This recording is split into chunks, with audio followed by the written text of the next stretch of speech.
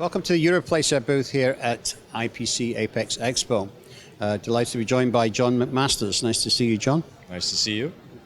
So last year when we were on the booth, we had a look at the new INEO platform that you launched and some of the other machines.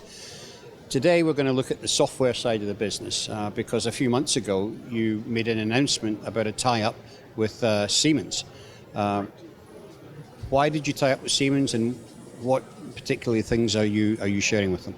We were really looking for a closer, integration with bringing the data into our system. That was the main driving force. We wanted to partner with somebody that we felt like we could continue to develop, and that's exactly what we've done. So rather than just have a solution to bring in, CAD, Gerber, BOM, we really wanted to really integrate it, synchronize databases, and make it a simpler solution for the customers. That's been the driving force in the whole decision, and it's a global approach as well for us. So basically, it's a methodology for faster programming and getting up to speed. Presumably, you're leveraging off of the extensive Siemens library. Yeah, correct. They've got a very large package library that can output into our system on the fly in one import. There's about 6,000 packages in that now to augment our own library.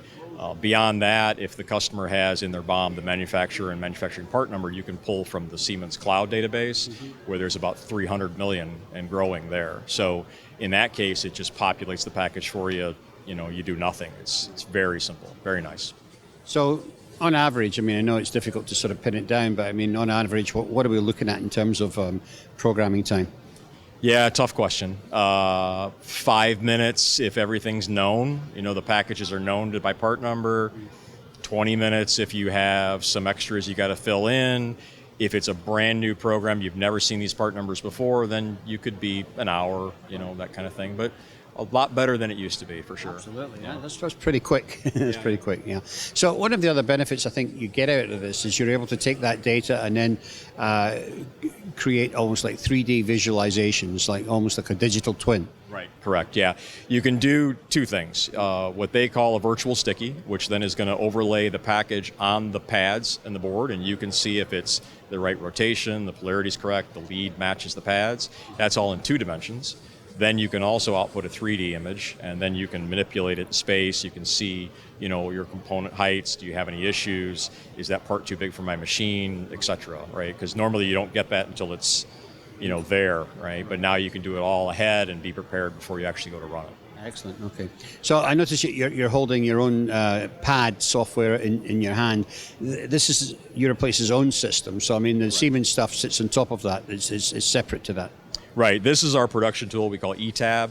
So we do a whole suite of operations here, from setups to scanning parts to feeders to predicting that part shortages are coming, to telling you where to go find a new reel, whether it's an Inovax or a tower or on one of our machines, deciding what reels to run, what production numbers to run, making little notes for your program like, hey, check R1, the rotation was wrong. All that happens here in this. Really handy tool. You can have as many of them as you want. It's all Wi-Fi, so you know what's going on. As well as there's an RTM that's real-time monitoring, so that runs on CFX. So if I want to see, kind of how the machines are running, I can see it right here. Hey, why's that machine stopped? That kind of thing.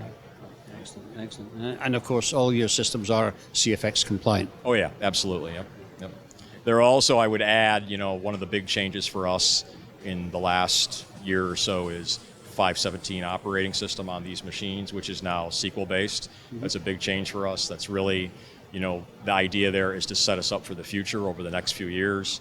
We didn't have to make that change, but we feel like it's the right thing to do to get where we want to be with our software, because we're going to continue to integrate and evolve and move forward with everything, and that lets us do that. Yeah, well, that certainly brings you right up to date, and it makes a lot of sense. A lot of customers have been asking that for a while, and it's, it gives them what they want. They can now see into the database. People are really good with SQL anymore, and they can manipulate things on their own if they want to. But okay.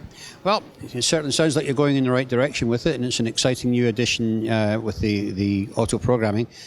So thank you for talking about it today. Yep. Thanks for your time.